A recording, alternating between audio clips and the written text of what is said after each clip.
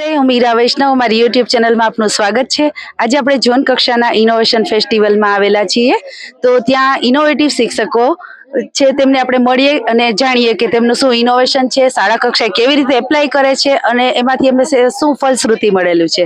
Sir, તમારું innovation, તમારું નામ વિગતવાર જણાવો। મારું નામ સંદીપભાઈ ધડુક છે। હું કોઠા પેપરિયા પ્રાથમિક શાળામાં વિજ્ઞાન ગણિતના શિક્ષક તરીકે કાર્ય કરું છું। કુલ ગણિત છે એના માટેની કોઈ પ્રાયોગિક પદ્ધતિ ઉપલબ્ધ ન હતી, એટલા માટે ગણિતની કુલ 40 જેટલી પદ્ધતિઓ પ્રાયોગિક રીતે વિકસાવેલી છે। અહીંયા તમે જોઈ શકો છો, આ ચાર્ટમાં કુલ 40 પદ્ધતિ છે, તે પૈકીની 2-3 પદ્ધતિ આપણે ડેમો સ્વરૂપે જોઈએ। તો સૌપ્રથમ આ પૂર્ણાંક સંખ્યાના સરવાળા બાદબાકી માટેનું યંત્ર છે। મારી પાસે રકમ છે 12 - 34। તો આ યંત્ર દ્વારા છઠ્ઠા ધોરણના ગણિતના બાળકો કઈ રીતે પ્રક્રિયા કરશે સમજીએ। આ ધન ભાગમાં એકમ, દશક અને સો છે। આ ઋણ ભાગમાં એકમ, દશક અને સો છે।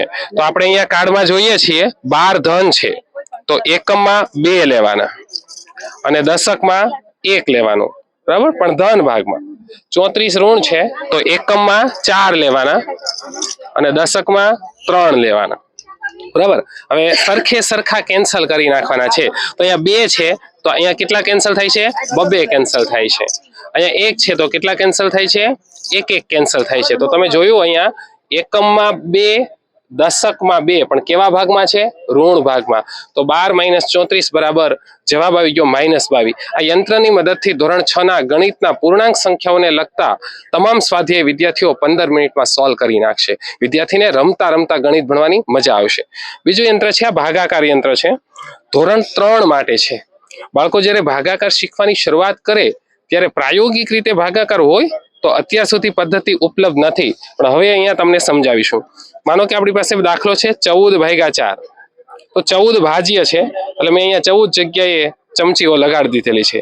ભાગ્યા 4 છે, એટલે આપણે 4 ના જૂથ બનાવવાના। આ પહેલું 4 નું જૂથ આપણે એ ભાગફળમાં જવા દેશો, એટલે 1 ભાગફળ થયો। બીજું 4 નું જૂથ આ 2 માં જવા દો। ત્રીજા 4 નું જૂથ એ આપણે 3 માં ગયું, એટલે હવે 4 નું જૂથ બનતું નથી, એટલે આપણો જવાબ આવી ગયો 3, પણ આ 2 વધે છે, એને આપણે 2 ને શેષ કહીએ। તો પ્રાયોગિક રીતે ભાગાકારમાં શું પ્રોસેસ થાય છે એ બાળકો છે એ ભાગાકાર યંત્ર દ્વારા શીખ્યા। આવા QR કોડ અવેલેબલ છે।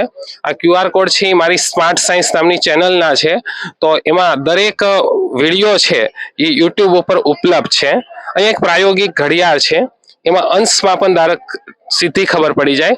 માનો કે કોઈ ક્યારેય પૂછે કે 3 વાગ્યા હોય ત્યારે કેટલાનો ખૂણો બને, તો અહીંયા આપણે 3 રાખીએ અને 1 એક્ઝેક્ટ 12 રાખીએ તો 30 - 30 - 30 એટલે 90 નો ખૂણો બને। પણ 3.5 વાગ્યા છે એવું પૂછે તો આરે આપણે જોઈએ કઈ રીતે થાય। તો અહીંયા તમે જોઈ શકો છો કે 3 અને 4 ની વચ્ચે એટલે 15 થયા। આ 30 અને 30 એટલે 30 ને 30 60 અને 15 75। તો આ રીતના અમારા ઇનોવેશનના સ્ટોલમાં આવા પ્રાયોગિક રીતે ગણિતના ઘણા બધા મોડેલો અવેલેબલ છે। અહીંયા તમે નીચે બધા જોઈ શકો છો, બરાબર। ગુણાકાર યંત્ર, ભાગાકાર યંત્ર, આ બધું વિશેષ તમને આ ચેનલના માધ્યમથી જાણવા મળશે। એક છેલ્લું યંત્ર લઈએ આપણે, લસ્સા સ્કેલ। અત્યારે તમને આ ઇનોવેશનના બધા વિડીયો બતાવી રહ્યા છીએ। તો અહીંયા જુઓ, આ એક લસ્સા સ્કેલ છે। તો આ લસ્સા સ્કેલમાં આપણે 2 અને 3 નો લસ્સા શોધવો હોય તો આ મુખ્ય સ્કેલ છે, એમાં 1 સેન્ટીમીટરના 30 ગેપ છે। હવે 2 અને 3 નો લસ્સા શોધવો હોય તો આને મુખ્ય સ્કેલ સાથે રાખવાની। તો જુઓ અહીંયા 6 સાથે 2 અને 3 ની લાઈને મેચ થઈ છે, એટલે 2 અને 3 નો લસ્સા આવી ગયો 6। હવે માનો કે 2, 3 અને 4 3 સંખ્યાનો લસ્સા પૂછે તો આપણે અહીંયા જોવાનું કે 2, 3 અને 4 આ ત્રણેયની પટ્ટી છે મુખ્ય અંક સાથે બંધબેસતી ક્યાં થઈ છે? 12। તો 2, 3 અને 4 નો લસ્સા આવી ગયો 12। તમે આ ચાર્ટમાં જોઈ શકો છો કે ગણન કૌશલ્ય ધરાવતા પહેલાની સ્થિતિ શું હતી અને ઇનોવેશન પછી શું છે। અને ધોરણ 6, 7, 8 ની અને 3 થી લઈને તો 8 ધોરણ સુધી છે, ગણિતની અધ્યયન નિષ્પત્તિ સિદ્ધ કરતા બાળકોની ટકાવારી આપેલી છે। તો પ્રાયોગિક રીતે આવા વિડીયો જોવા માટે તમે આ ચેનલ જોજો અને ગણિતના મોડેલો તમારા શાળામાં પણ એપ્લાય કરશો તો વિદ્યાર્થીનું ગણિત છે એ જરૂર સુધરશે। Thank you. ખૂબ સરસ.